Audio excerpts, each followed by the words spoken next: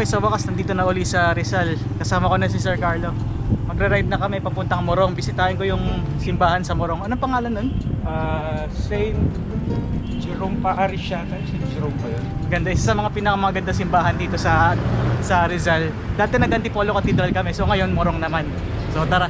Kumusta mga kapadyak? May bagong ride na naman. Preparation to sa mga next long rides na gagawin ko. This time, 80km ride muna papuntang Morong at Baras. Bibisitahin natin ang mga magagandang simbahan doon sa gitna ng maulang panahon.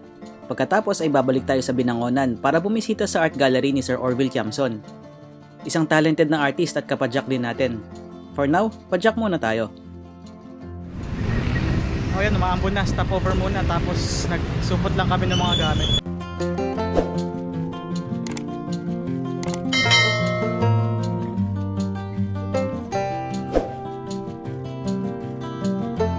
Risky pa rin eh, kaya nga eh. Biglang lumakas yung ulan, so pahinga muna kami rito. Ayun, medyo humihina na, pero patila pa kami konti.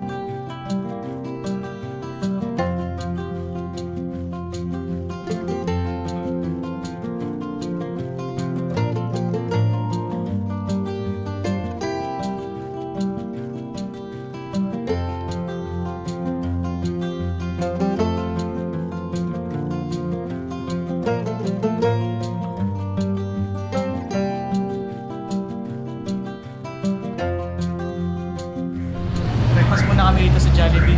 Patila na ulan, tapos wala pa kami masyadong kain, kaya sakto. Yun. Okay, yun, medyo okay na yung panahon. No? Pagkakain, go na kami.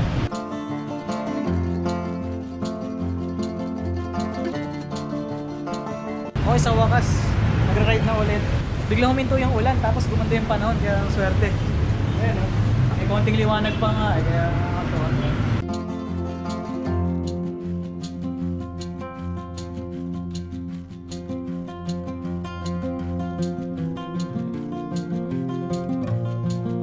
Binangonan na kami papunta sa Cardona. Medyo umiinit na kaya maganda, at least matutuyo na rin. Kasalukuyan kami umakit dito sa Cardona. Ang laking tulong ng manipis na gulong ng road bike. Less rolling resistance. So, mas may tutulak mo siya. Ayun, meron pa palang isa. So, tapusin na lang namin tong isa. Tapos ito, lusong na. Ayos. Solve. Ay, may mga bahay-bahay na.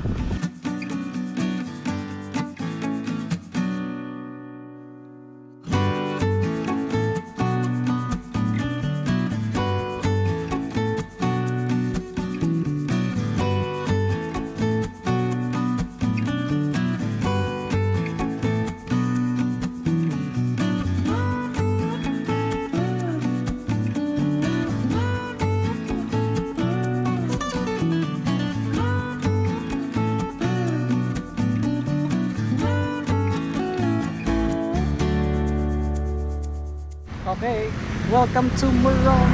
Ayos, na dito na kami sa arko ng Morong. Medyo malapit na kami. Mga ganong kalayo pa tayo? Mga 1 kilometer. Bayan. 1 kilometer bayan na, tapos yun na. Punta na namin yung simbahan.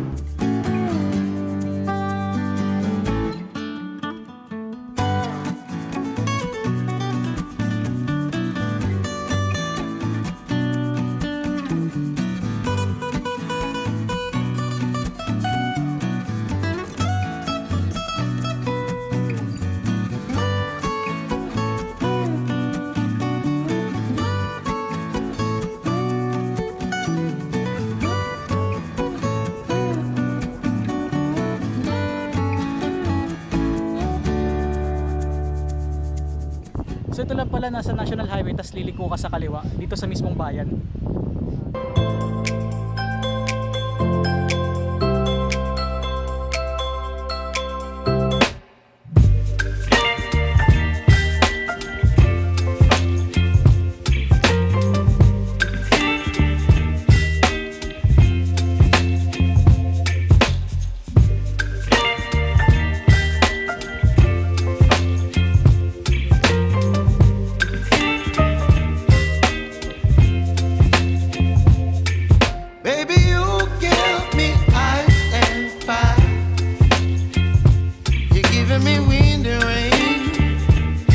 kind of butterfly.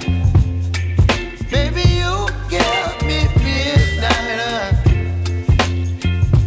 You whip up my appetite. Don't leave me here high and dry. Oh, well, I don't wanna jinx it, baby, and twist myself at the spine. Don't wanna overthink it, baby. It's just twist your body and mine. Baby, you give me ice and fire. You're giving me wind and rain. You're some kind of butterfly. Baby, you give me midnight. You whip up my appetite. Don't leave me here high and dry. Oh, but I don't wanna jinx it, baby. Let's not get ahead of my time. Oh, but I don't wanna miss you, baby. Tapos nun, bumalik na kami sa Binangonan para kilalanin ng artist na si Sir Orville Tiamson. Kaibigan siya ni Sir Carlo at isa sa mga sponsors ng Higanting Padjak. Check natin yung mga gawa niya. Okay, mabilis ang stopover muna bago kami tuloy ang umuwi ni Sir Carlo. Dito sa kaibigan niyang artist si Sir Orville Tiamson. So check natin yung mga gawa niya. Ang gaganda, may mga portraits, tapos may mga sketches, saka mga oil on canvas. Ang galing. Ito, check niyo.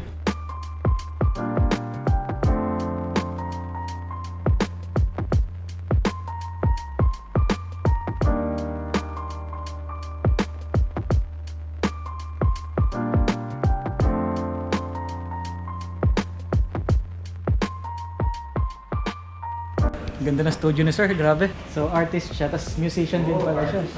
Ganda, oh. Ganda na setup niya. So ngayon currently nagtatrabaho siya, may ginagawa siya ritong commissioned work. Parang siya, tupada yung style. Oo, for the moment, ito yung subject. Pero ito yung talagang ginagawa ko talaga. First love ko na figures. Wow, ang ganda. Inspired nung mga activities sa school, yung mga estudyante sumasayaw doon. Tapos ito naman, yung vendor. Mga dating lumang style, binalikan ko muna siya ngayon para maka-wear ulit. Ang kinaganda rito sa sa area na to, ang Binangonan, sobrang rich sa art. So kahit nga yung mga loob-looban nilang barangay, may mga murals pa ni Carlos Francisco, nakakatuwa. Acrylic paint. Tapos dito ako nag-oil paint. Oil paint. Tapos dito, ito yung for the moment, yung mga studies and new works. Sobrang diverse ng medium niya, tapos on top of the art, nagko-compose din siya ng music. Bukod sa work area niya, nag-field trip din yung mga estudyante rito. May mga estudyante gustong matuto tungkol sa art, sa kung paano gawin, pupunta sila rito. Tapos nagtuturo din si Sir Orville, isa na rito sa Regional Lead School of the Arts dito sa Angono, yung beneficiary ng Higanting Padjak. So yan.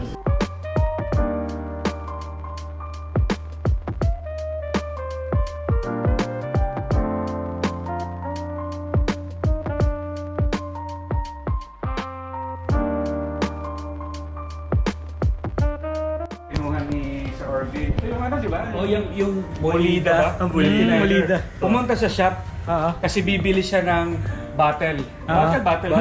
Bottle. Paglabas niya, meron na siyang dalang bottle na nakakabit sa bike. Nakakabit sa bike. Tapos ito, may sakit din pala. Sa bahay. Bagong dating. Unang-una. Bagong dating. Sabi ko, sir, sige, subukan mo. Inano niya. Wala na, hindi na naibalik sa bahay. Nauwi na kami. Sir Orville, thank you po. Maraming salamat po. Welcome. Abangan mo na lang yung Yes. Nasusundan ko naman yung mga niya eh. Okay, last stop. Kain muna kami bago maghiwalay. So yun, na-meet natin si Sir Orville Tiamson, tapos dalawang simbahan sa Morong at sa Baras. Soon, baka mag-cleats na ako. Kailangan ko na mag-cleats kasi nararamdaman ko na so ngayon naka-hiking shoes ako. Kung ano yung ginagamit ko pag mountain bike. Pero ngayon, eto na, kukuha na ako sapatos para sa clipless. Kasi meron na akong cleats na ikakabit ko sa clipless pedals. So, ayos. So ito ang ride namin. Nakakatawa dahil sobrang yaman sa sining at kultura ang mga bayan sa Rizal. Ang practical pa padyakin dahil kayang puntahan via C6. Kung may masasuggest kayo na ganitong klaseng destinations, comment nyo na lang para bisitahin ko sa susunod. Dapat talaga hanggang Morong lang kami at balikan, pero mas nalibang kami kahit maulan ng panahon. So that's it, thank you for watching. Sa susunod na video, mag-unbox ako ng package galing sa weapon at titingnan natin kung ano mga pwede mapag-giveaway. Kaya please subscribe now and click the bell button para ma-notify kayo sa susunod na video. Ano pang may sasuggest nyo mabisitang lugar? Comment nyo na lang para maplano. That's it for today, ride safely.